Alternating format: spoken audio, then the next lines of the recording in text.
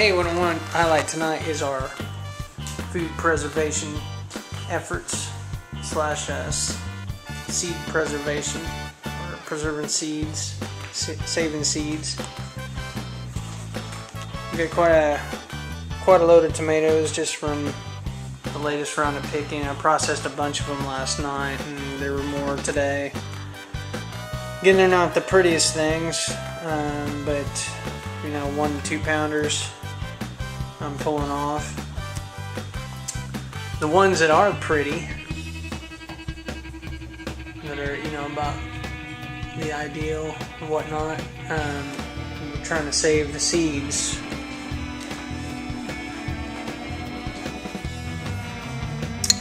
With the tomatoes, we made some salsa. Got 22 jars last night, or actually today. We finished it today. Made it up last night. But 22 jars, pretty good stuff. And we got about 18 jars of bread and butter pickles from the cucumbers we've been pulling off the vines here lately. Just went ahead and reused these containers that the jars were in. They make pretty good storage containers. And they also make pretty good storage containers for the little cups that I'm saving seeds in. I've never saved seeds before, but in reading up on it, it didn't seem like it was that difficult, so I thought I'd give it a go. And basically, as we were processing the vegetables, the tomatoes, the cucumbers, the best looking ones, as we were processing, I saved the seed from. All I did was just simply scraped out the little jelly packet that's in the tomatoes, or jelly packets slash pulp, whatever, and then same with the cucumbers. Just cut off both ends of a cucumber and took my finger and right in the middle and just scraped out the seeds all the way down and dumped them in the cup.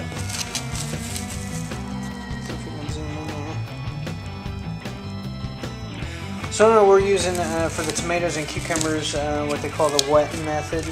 I think it's the wet method of seed saving, where basically, you know, we've got it in the pulp and the juice here. We're going to let it ferment for 3 to 5 days until there's a nice little mold scum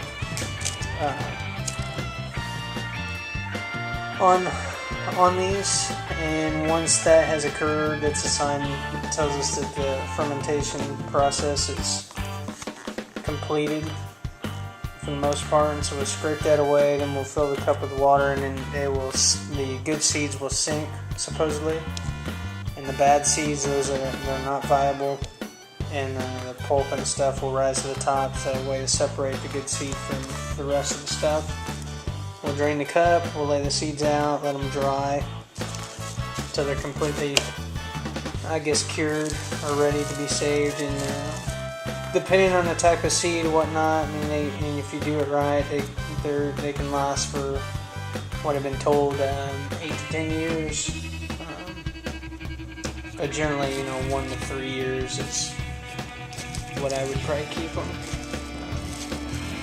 So anyway, some benefits. Reason why you want to let them ferment is because the fermentation process supposedly kills any pathogens that are on the seeds.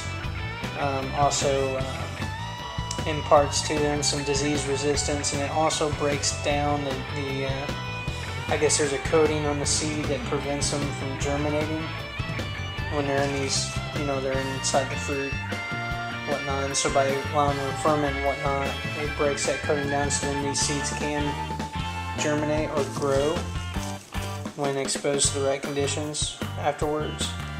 And so some benefits there to doing this. Unfortunately, it does, or I anticipate it's going to stink quite a bit after a couple days and attract fruit flies, so I've got some plastic wrap on these cups. The peppers, we use the dry method. I guess it would be the dry method on that. Just simply took my finger and raked it around the core of the little sweet pepper that I had that was looking pretty good, and knocked all the seeds out in the cup and just letting them dry. And they're pretty well dry. I mean, you can hear them when I shake the cup. But again, this little container here works out pretty well as far as storing all this. Once these are cured or ready to go, I'll put them in envelopes with, you know, the name and date, more than likely, or, you know, little jelly jars. And the important thing then would be just to keep them dry and in like a cool place or whatever. So, but anyway, that's what we're doing. We'll see how it all turns out. Again, when you do this, you want to pick out the best looking fruit. You also want to wait till it's like super ripe, or to the point where it's starting to maybe even go bad, because then you give the seeds that are inside that are growing at the same time with the fruit the maximum amount of time to kind of mature in the fruit before you harvest it. So I guess that's it. We'll see how it turns out. Until next time.